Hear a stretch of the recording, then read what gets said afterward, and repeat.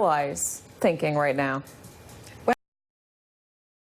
Well, you had to think that the Finnish president, and we've heard this from other leaders, there have been other Oval Office moments, other news conferences where the president has gone off in front of and next to a foreign leader.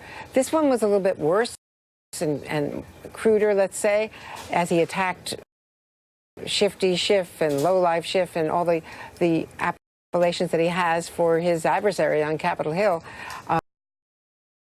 Pelosi, in contrast, Nancy Pelosi, Jeff Bennett was there, was talking, we have to be prayerful, we have to be serious, this is a constitutional issue.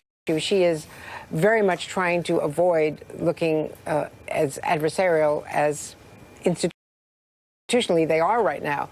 But I was there 20 years ago. Jeff Bennett is describing accurately what happened. Bill Clinton was very disciplined in the aftermath, certainly in defending, and they had a war room set up, and they did a lot of legislation. They worked with Congress, but he did not talk about it. And he had the added element, which was obviously overwhelming everything else, in that his impeachment was about a sexual affair involving, someone not the first lady. So he had the domestic troubles that were very, very clear to all of us who were covering the White House at the time and covering the administration at the time.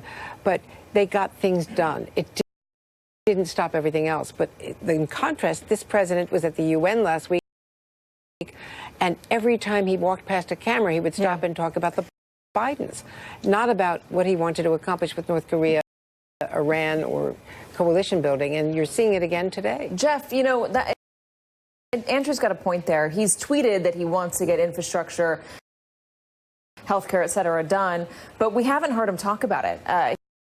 He's mentioned it in passing on Twitter. What we saw this morning with Nancy Pelosi was that she came in and spoke in the first part of that news conference about the legislative accomplishments that they are trying to get done, and she tried to keep reporters focused on those for at least the first portion of that news conference. That seems strategic. Mm-hmm. Well, certainly. I mean, she had all the cable networks were taking that press conference. And so the message that she wanted to send was about the many ways in which she says the Democratic caucus has moved on these issues that they care a lot about. Lowering prescription drug costs, looking after the nation's crumbling infrastructure, trying to pass some common sense gun safety measures. And so in all these different ways, the House Speaker, I asked her directly, she says that she views the legislative work that they're doing and the impeachment inquiry as two discrete, separate things. And so she says that the White House should be able to meet Democrats halfway on these issues. But you asked whether the White House would. Does she actually expect the White House to work with her on any of these issues? Realistically, probably not. In fact, I asked her about the gun legislation because before we entered into this whole impeachment question, we were expecting to get something of a gun package, a gun legislation package from this White House. That is what President Trump promised both Democratic and Republican senators. That legislation, that package never materialized. And so I asked the House Speaker, since we hadn't heard anything in the press, had she heard anything? And her answer was no. Mika, can you bring us behind the scenes a bit in the Intel committee? I'm curious, do they feel like they have lightning in a bottle right now and that they have to move quickly on this?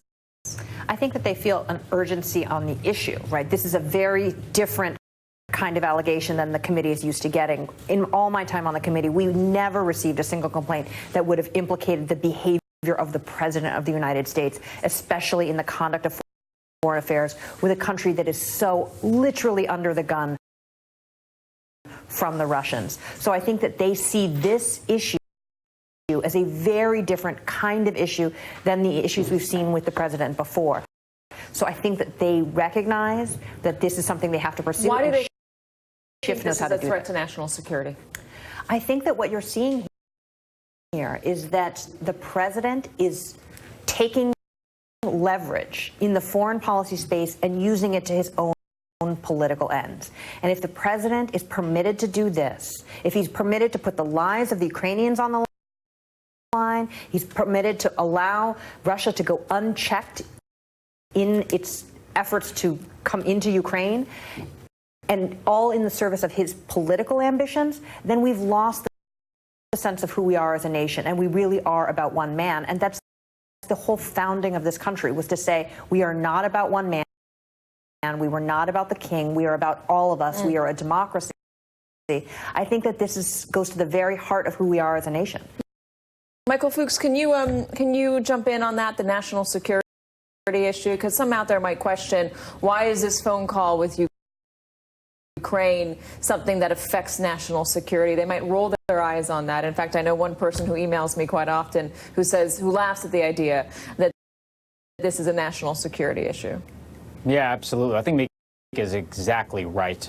Look, this goes to the heart of what national security is all about. For 2+ years, we've been watching President Trump act in a number of ways that are hurtful to American national security, his conflicts of interest with his private companies and business, and potentially creating problems. But what we saw in that transcript that the White House released there was all of it stated in black and white, that the president was putting on the line an essential U.S. national security interest in order to get help from a foreign power with his own political opponents and trying to smear them.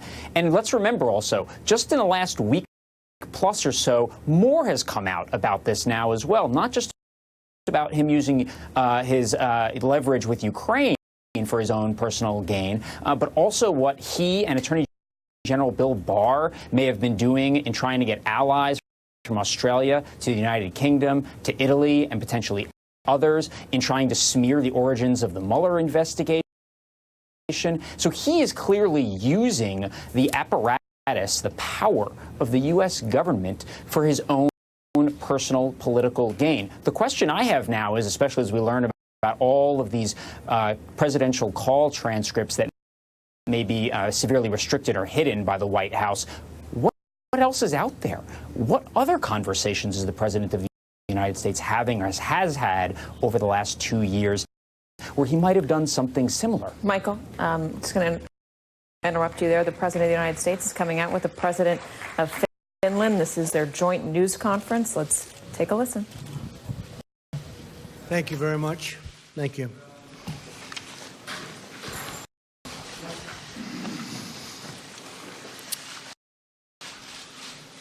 Look at all the press that you attract. Do you believe this? That's very impressive. They are not after me. Huh?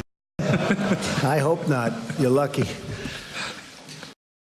Thank you very much. Today it's my honor to welcome President Niinistö of Finland to the White House. And Mr. President, it's wonderful to host you once again in Washington. We've gotten to know each other over the last period of time, and it's been a great experience. The President and I have just concluded very productive discussions on a number of exciting opportunities for our two nations. Before going further, I want to express our deep condolences over the horrific stabbing attack that took place yesterday at a college in Finland. America is praying for the victims and their families, and we send our unwavering love and support. Thank you. The American and